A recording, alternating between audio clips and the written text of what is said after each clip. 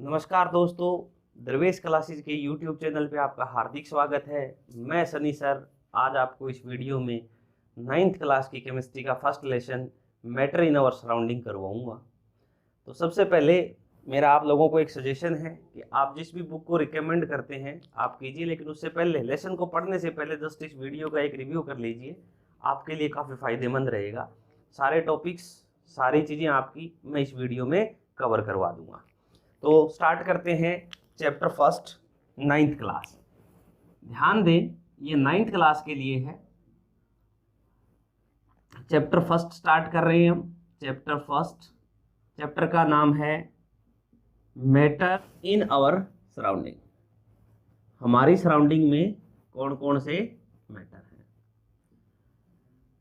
इस बात को मैं बच्चों को थोड़ा सा क्लेरिफाई करवाता हूं, आपको भी करवा देता हूं कि सबसे पहले हम एक बात करेंगे कि जो यूनिवर्स है, पूरा जो ब्रह्मांड है, वो दो चीजों से बना हुआ है।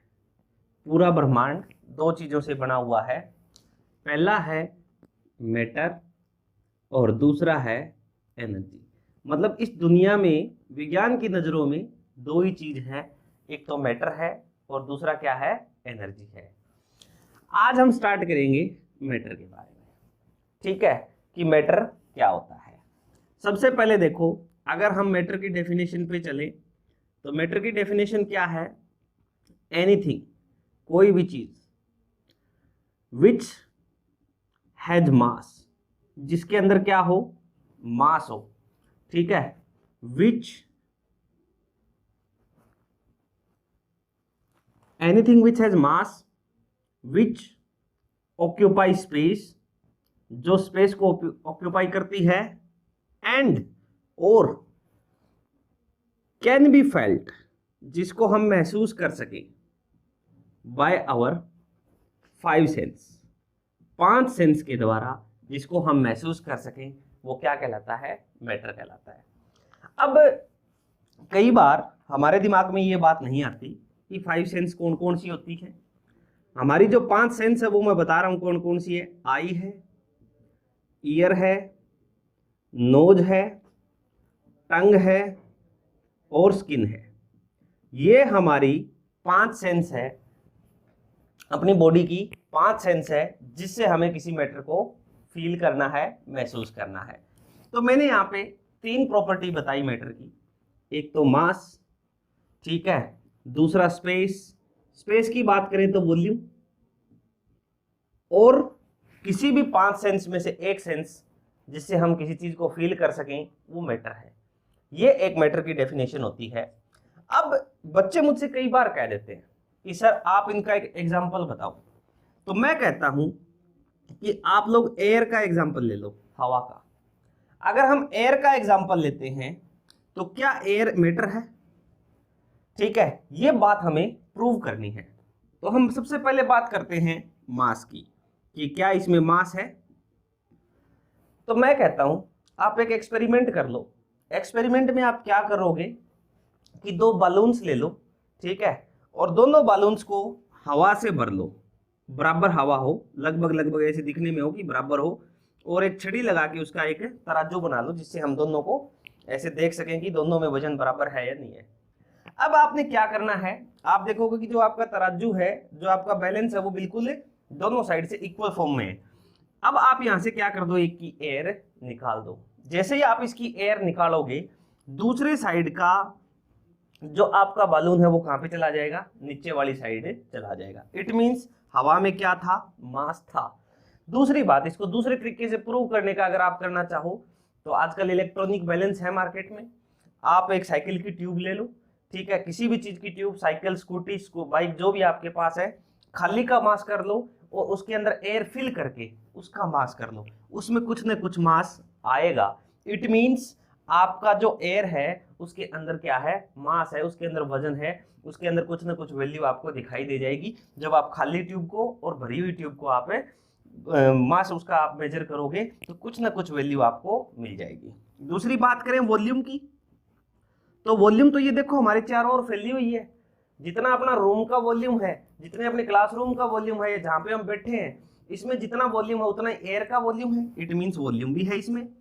और लास्ट बात आती है कि अगर हम इसको अगर हम देखें कि तीसरी कंडीशन ये है कि इसको किसी भी एक 5 सेंस से हम फील करना चाहें तो ये उसमें है या नहीं है।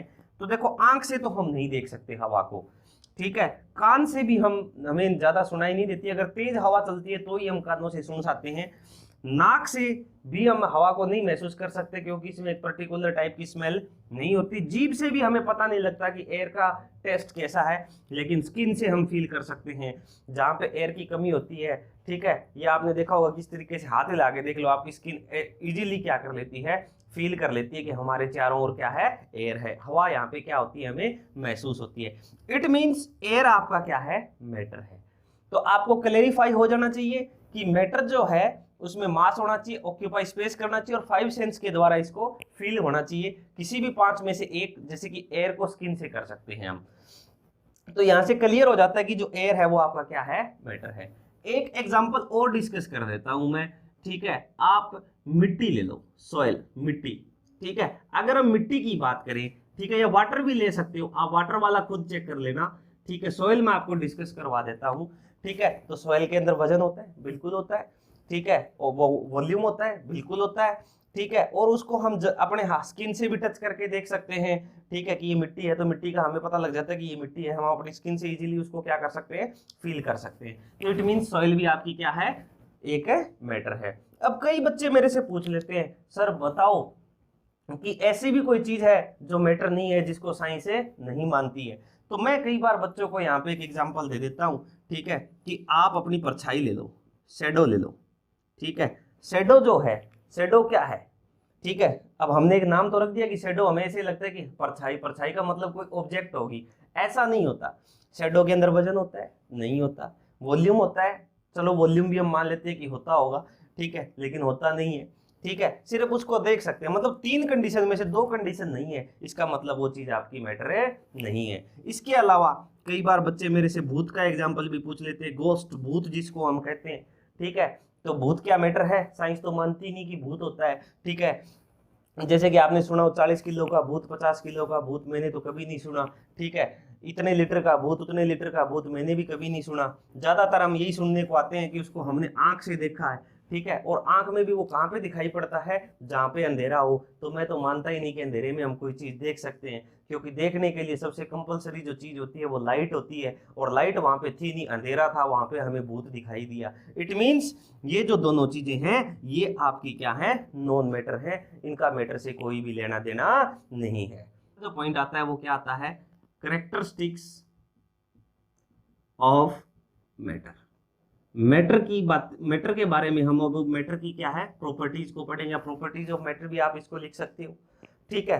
क्या होता है कैरेक्टरिस्टिक्स, सबसे पहले तो मैं आपको ये बताना चाहता हूं कि मैटर में हम जो सबसे पहली बात करते हैं, ठीक है, ये क्या है कि they are made up of particle, they are made up of particle. किसके बने हुए हैं, पार्टिकल का बना हुआ है ये, ठीक है। अब हमें इसका एक एविडेंस देना पड़ेगा कि ये एक पार्टिकल से बने हुए हैं। इसके लिए मैं बच्चों को 2-3 एग्जांपल बताता हूं, आपको भी 2 एग्जांपल में क्लैरिफाई कर देता हूं, ठीक है। कि आप शुगर ले लो, शुगर घर में आसानी से मिल जाती है, आपको दिखाई देती है, ठीक है। आपने शुगर, आपने देखा होगा, नॉर्मली आप हाथ पे लेके देख लेते हो, शुगर आपको दिखाई पड़ती है। लेकिन आप क्या करो, शुगर को पानी के साथ मिक्स कर दो, ठीक है। तो क्या होगा, जो शुगर है पानी के अंदर जाने के बाद हमें दिखाई देनी बंद हो जाती है। इट मींस कि वो कुछ ऐसे पार्टिकल से बनी हुई है, ऐसी छोटी चीजों से बनी हुई है जो अब हमें इतने ज्यादा छोटे साइज में टूट गए हैं वो, कि अब हमें वो दिखाई देना बंद हो गया है। इट मींस जो आपकी शुगर है वो पार्टिकल से बनी हुई है। इसका एक और एग्जाम्पल भी ले लो, ठीक है। आप पोटेशियम पर मैग्नेट ले लो, KMnO4, लेब में मिल जाएगा आपको इजीली, ठीक है। आप क्या करो, 1 गिलास पानी ले लो, ठीक है, और उसके अंदर पोटेशियम पर मैग्नेट डाल दो। क्या डाल दो, पोटेशियम पर मैग्नेट, KMnO4 जिसको हम बोलते हैं। जैसे ही आप KMnO4 डाल दोगे, क्या डालोगे, KMnO4, तो आप शुरुआत में देखते हो कि ये जो KMnO4 है इसका जो कलर होता है वो बिल्कुल आपका वायलेट जैसा कलर होता है, बैंगनी जिसको हम बोलते हैं वैसा रंग होता है। वो जैसे जैसे पानी के अंदर जाता जाएगा वो आपका पानी धीरे धीरे धीरे धीरे धीरे धीरे वो जैसे जैसे पानी के अंदर फैलता जाएगा, आपका मतलब वहां पे क्या हो जाएगा, पूरा पानी कलर्ड हो जाएगा। इट मीन्स क्या है कि KMnO4 है वो छोटे छोटे कणों में टूट गया और अब सारे पानी के अंदर फैल गया, इसलिए वो सारा पानी क्या हो गया है, कलर्ड हो गया है। इसका मतलब ये है कि जो आपका KMnO4 है वो छोटे छोटे पार्टिकल से बना हुआ है। एक और भी एग्जांपल यहाँ पे कई बार बच्चे ले लेते हैं, किसका, मिक्सिंग ऑफ इंक का। इंक को जब हम वाटर के अंदर मिक्स करते हैं तो वो भी कुछ इसी तरीके से मिक्स होती है। इंक के जो पार्टिकल है वो धीरे धीरे धीरे धीरे पूरे लिक्विड के अंदर फैल जाते हैं। और भी बड़ा अच्छा एग्जाम्पल इसमें लिया जाता है, वो लिया जाता है डिफ्यूजन ऑफ गैस का।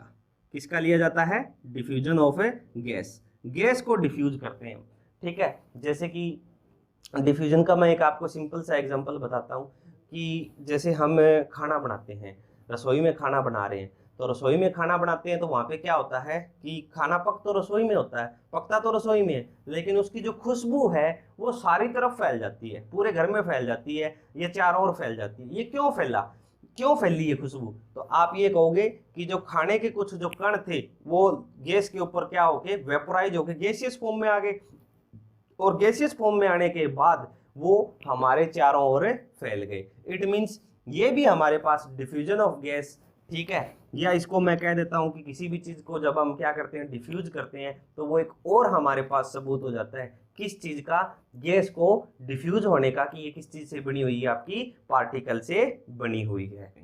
दूसरी जो इसकी प्रॉपर्टी आती है वो आती है कि जो पार्टिकल्स हैं दे आर मूविंग कंटिन्यूसली,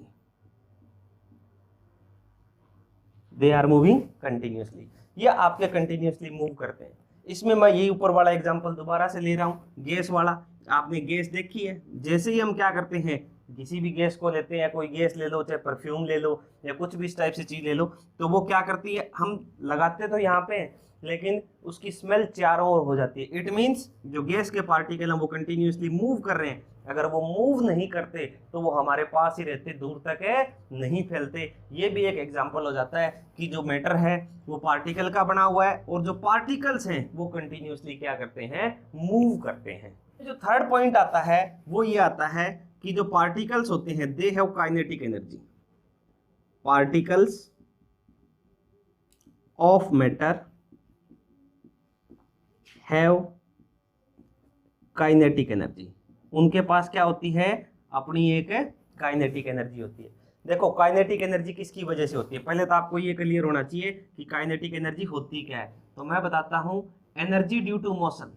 किसकी वजह से, मोशन की वजह से, energy due to motion, motion की वजह से, ठीक है। जो एनर्जी होती है वो कौन सी होती है, काइनेटिक एनर्जी होती है। तो हर एक पार्टिकल, हर एक मैटर की क्या होती है, जो पार्टिकल्स होते हैं उनकी काइनेटिक एनर्जी होती है। अब थोड़ी देर पहले ही मैंने आपको यहाँ पे प्रूव कर दिया था कि वो क्या करते हैं, मूव करते हैं, और अगर मूव करते हैं तो उनकी सीधी सी बात है एनर्जी क्रिएट हो जाएगी उनके अंदर, काइनेटिक एनर्जी, जिसको हम बोलते हैं हाफ mv²।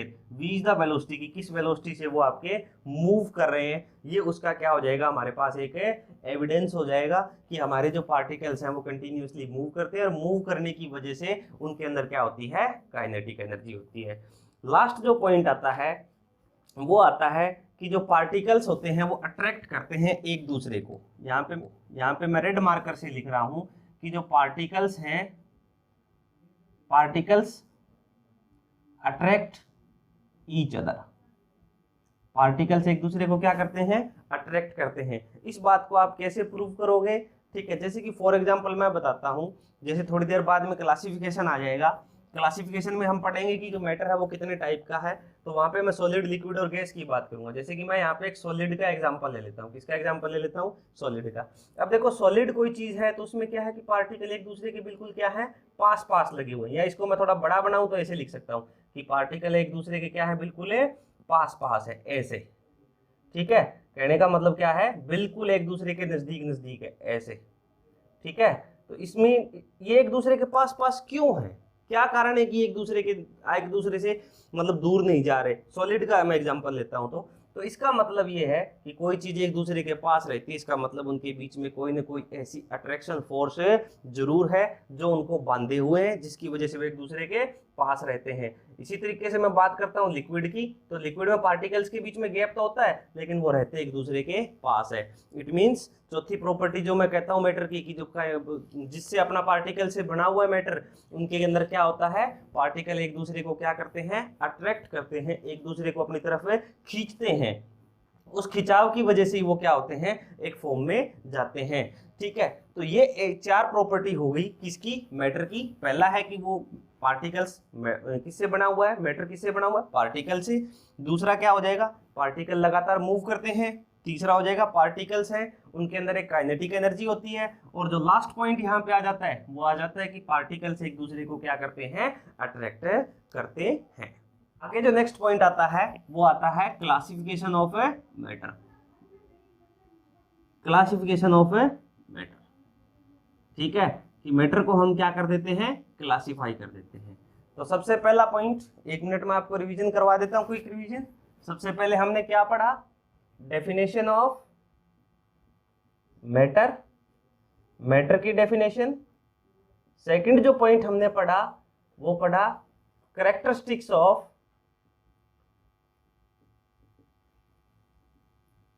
मैटर, मैटर के क्या क्या कैरेक्टरिस्टिक्स होते हैं। थर्ड जो पॉइंट हमने पढ़ा वो था क्लासिफिकेशन ऑफ मैटर, जो अभी हम पढ़ने वाले हैं, classification of a matter. Matter को हमें क्या करना है, क्लासिफाई करना है।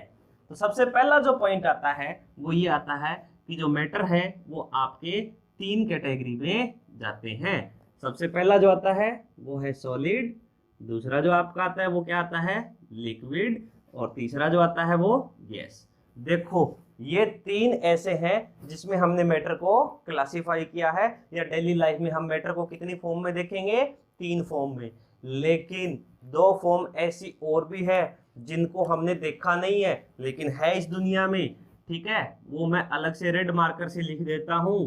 ठीक है, एक तो है प्लाज्मा, ठीक है, और दूसरी है बोस-आइंस्टीन कंडेंसेशन, बोस-आइंस्टीन कंडेंसेशन। ये आप लोग हायर क्लासेस में पढ़ने वाले हो इनके बारे में, लेकिन जर्नली हम यही लेके चलते हैं कि आपके जो मैटर हैं वो 3 तरीके के होते हैं, सॉलिड, लिक्विड और गैस।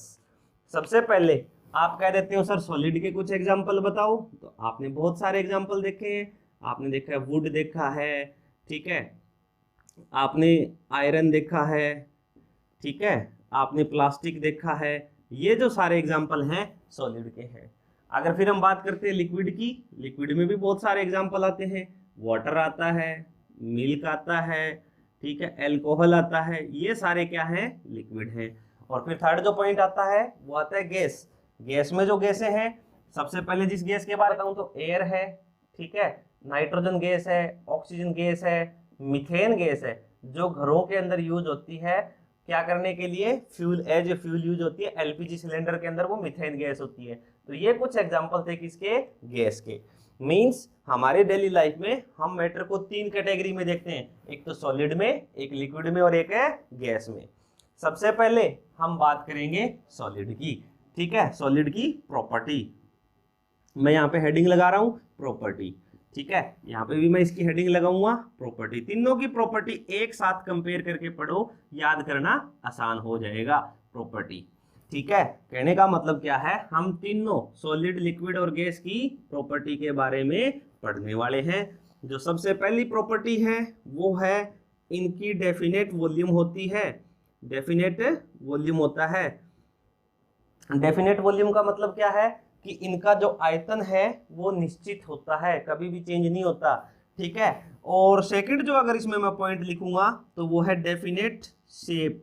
इनकी शेप भी क्या होती है, डेफिनेट होती है, कभी भी चेंज नहीं होती। जैसे कि फॉर एग्जांपल मैं एक एग्जांपल ले लेता हूँ कि आपके पास एक लकड़ी का टुकड़ा है, उसकी कुछ ना कुछ लंबाई, चौड़ाई या ऊंचाई होती है, उसका कुछ ना कुछ आयतन होता है, उसके डायमेंशन आम कंडीशन पे नहीं बदलते। अब आप ये कह दो सर मैंने तो जला दिया, तो वो तो एक अलग बात होगी ना, आपने उसको किसी प्रोसेस से निकाल दिया। लेकिन हम जर्नली बात करते हैं तो इनकी जो लेंथ, ब्रेथ और हाइट है वो चेंज नहीं होती, ना तो शेप चेंज होती है ना ही वॉल्यूम चेंज होता है। फिर अगर हम बात करें किसकी, लिक्विड की, तो इनका क्या होता है, डेफिनेट वॉल्यूम होता है। जैसे कि फॉर एग्जांपल मैं आपको बात बता दूं कि आपके पास दूध है 1 लीटर है, तो वो आपका 1 लीटर ही रहेगा, कभी भी उसका वॉल्यूम चेंज नहीं होगा, ठीक है। लेकिन दूसरी इसमें जो बात है, इनके अंदर क्या होती है, इनडेफिनेट शेप होती है। इनडेफिनेट शेप का मतलब क्या होता है, इनकी जो शेप है वो डेफिनेट नहीं होती। डेफिनेट शेप ना होने का मतलब क्या है कि जैसे कि आपके पास 1 लीटर दूध है, उसको आप जग में रखोगे वो जग की शेप ले लेगा, बोतल में रखोगे बोतल की शेप में ले लेगा, पतीले में रखोगे वो पतीले की शेप ले लेगा, जैसे भी बर्तन में आप उसको रखोगे वो आपकी वैसी शेप ले लेगा। लेकिन अगर हम बात करें गैस की, ठीक है, तो इसमें दोनों ही चीजें इनडेफिनेट होती है। कहने का मतलब क्या है, इनडेफिनेट वॉल्यूम होता है और इनडेफिनेट ही शेप होती है। कहने का मतलब क्या है, जो आयतन भी है आपका क्या है, निश्चित, दोनों ही चीजें। जैसे कि उसको सिलेंडर में रखोगे सिलेंडर की शेप ले लेगा, कमरे में रखोगे कमरे की शेप ले लेगा, किसी दूसरे टाइप के सिलेंडर में रखोगे दूसरे टाइप के सिलेंडर की वो क्या कर लेगा, शेप ले लेगा। तो शेप और वॉल्यूम जिसमें दोनों चेंज हो जाए वो गैस, जिसमें सिर्फ वॉल्यूम और डेफिनेट हो लेकिन शेप जिसकी इनडेफिनेट हो उसको लिक्विड, और जिसमें दोनों चीजें सेम हो उसको हम क्या बोलते हैं, आपका सॉलिड बोलते हैं। सॉलिड के अंदर एक प्रॉपर्टी होती है जिसको हम बोलते हैं रिजिडिटी। क्या बोलते हैं, रिजिडिटी। रिजिडिटी क्या होती है, समझने वाली बात है। रिजिडिटी का मतलब होता है कि अगर हम किसी सॉलिड के ऊपर थोड़ा बहुत दबाव लगा भी देते हैं तो कभी भी उसकी जो शेप है वो चेंज नहीं होती, लेकिन लिक्विड की शेप चेंज हो जाती है और गैस की भी हो जाती है। गैस की तो शेप चेंज होती है, वैसे भी डेफिनेट नहीं होती, ठीक है। तो इन दोनों के अंदर ये गुण नहीं होता, सॉलिड के अंदर होता है। और जो सबसे लास्ट इसके अंदर जो प्रॉपर्टी आती है कि इनका कभी भी डिफ्यूजन नहीं होता। क्या है, इसका कभी भी डिफ्यूजन नहीं होता, लेकिन इन दोनों का डिफ्यूजन होता है। अब मैं आपको एक छोटी सी बात हायर क्लासेस की बताने वाला हूँ, जो आपको बड़ी क्लासों में पढ़ने को मिलेगी। वहां पे आपको ये क्लासिफिकेशन कुछ ऐसा मिलेगा कि जो मैटर है वो 2 कैटेगरी में जाता है। किसमें, एक तो सॉलिड में और दूसरा जाता है फ्लूइड में।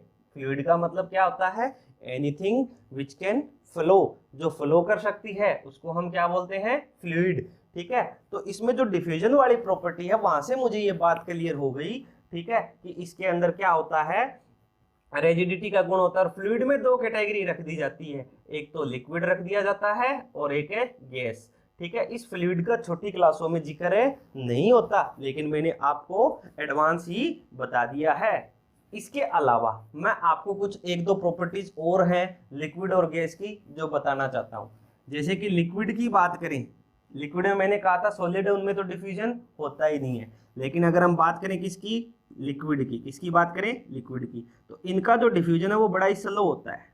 स्लो का मतलब क्या है, धीरे धीरे होता है।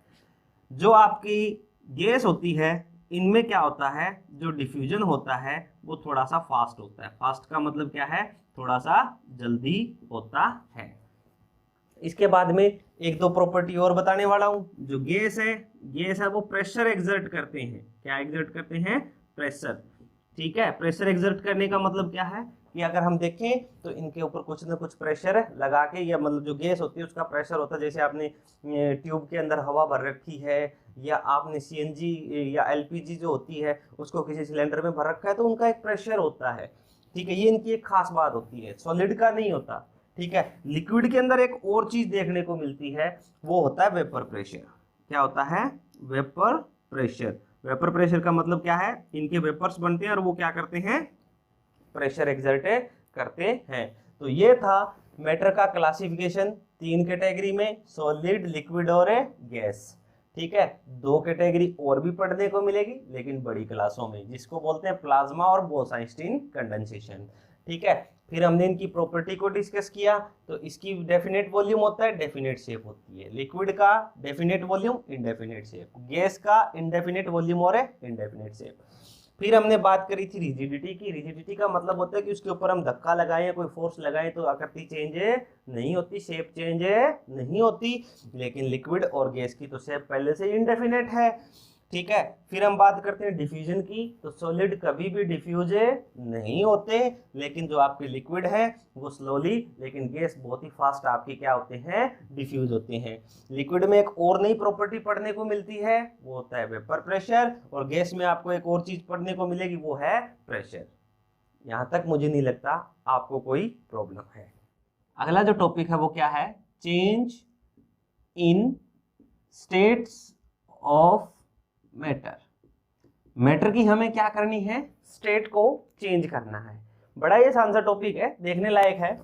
देखो इसमें सबसे पहले हम ये बात, पहला सवाल हमारा यही उठता है कि सर क्या हम स्टेट को चेंज कर सकते हैं।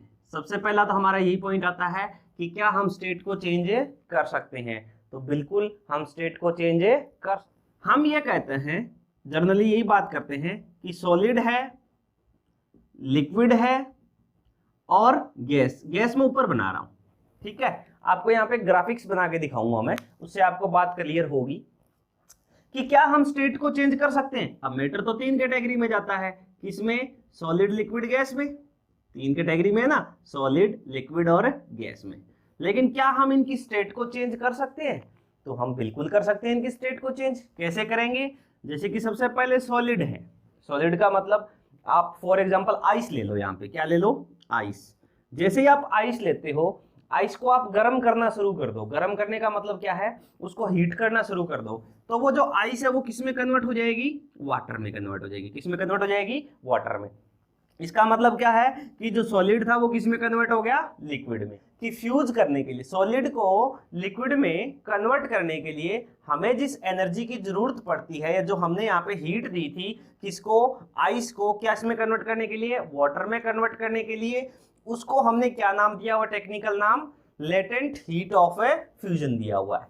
फिर जो नेक्स्ट पॉइंट आता है वो आता है, क्या हम लिक्विड को गैस में कन्वर्ट कर सकते हैं। तो देखो मैं कहता हूं कि हम वाटर पे आ गए, आइस थी सॉलिड में कन्वर्ट कर रखा था, उसको हमने हीट दी, किस में कन्वर्ट हो गया, लिक्विड में।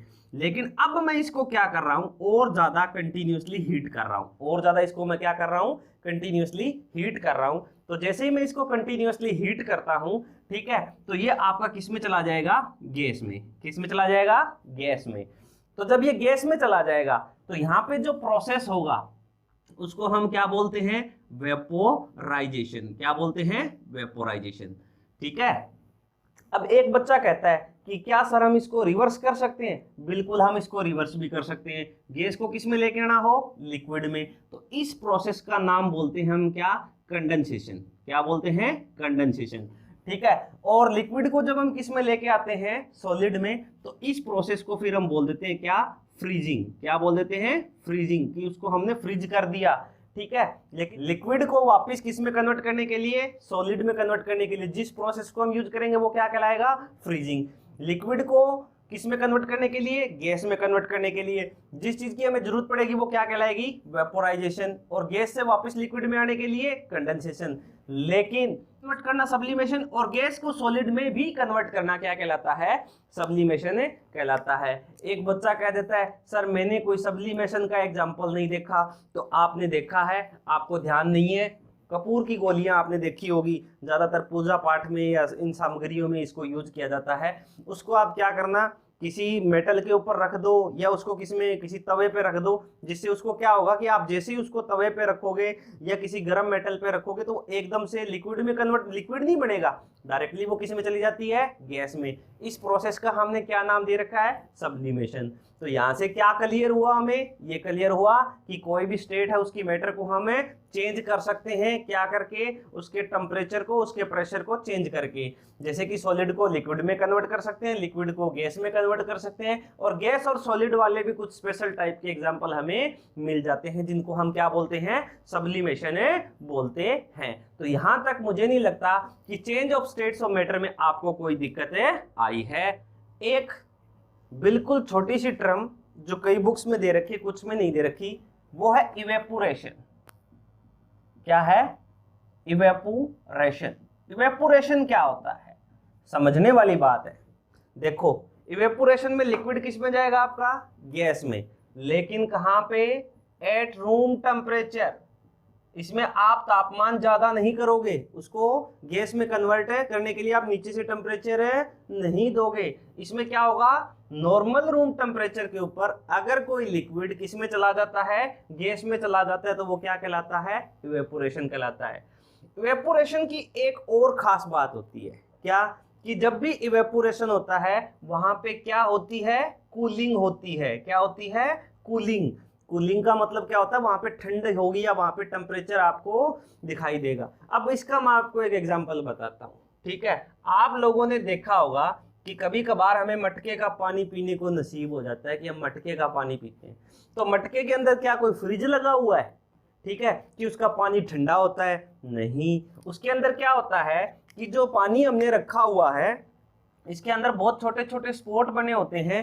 वो क्या करते हैं, जो पानी है उसमें जो वेपर्स बन गया, ठीक है, उस वेपर्स को उस पोर से क्या निकाल देता है, बाहर निकाल देता है। जिसकी वजह से क्या होता है, जो हाई एनर्जी वाले पार्टिकल हैं वो तो बाहर निकल जाते हैं और जो लो एनर्जी वाले पार्टिकल्स हैं वो आपके वहीं पे रह जाते हैं। तो इसका मतलब वो पानी आपका क्या हो जाता है, ठंडा हो जाता है। एक और एग्जांपल बताता हूं कि जब कभी हम जिम में वर्कआउट करते हैं, योगा करते हैं, रेसिंग करते हैं, तो हमारी बॉडी के अंदर क्या आ जाता है, पसीना आ जाता है। तो आपने देखा होगा जैसे हमें पसीना आता है और हम किसी फैन के पास चले जाते हैं, ठीक है, किसी पंखे के पास चले जाते हैं, तेज हवा में चले जाते हैं, तो हमें ठंड महसूस होती है।